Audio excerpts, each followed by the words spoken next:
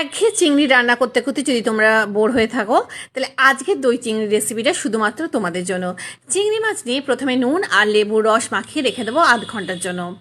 আধ ঘন্টা পর কড়াইতে সর্ষের তেল গরম করে চিংড়ি মাছগুলোকে ভালো করে ভেজে তুলে নেব।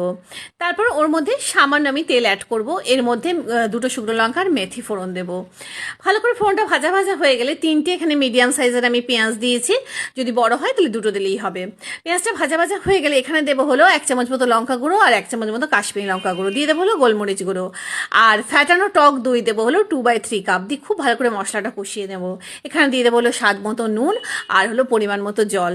ঝোল ফুটে উঠলে ভেজে রাখা চিংড়ি মাছগুলো দিয়ে দেবো হলো ধনেপাতা কুচি। ঝোল যখন বেশ খানিকটা ঘন হয়ে যাবে তখন আমি দিয়ে দেবো 2 চিজ কিউব গ্রেট করে। ব্যাস, এবার মাখা মাখা হয়ে গেলে এটাকে নামিয়ে দেবো আর পরিবেশন করব ধোয়া ওঠা গরম ভাতের সঙ্গে।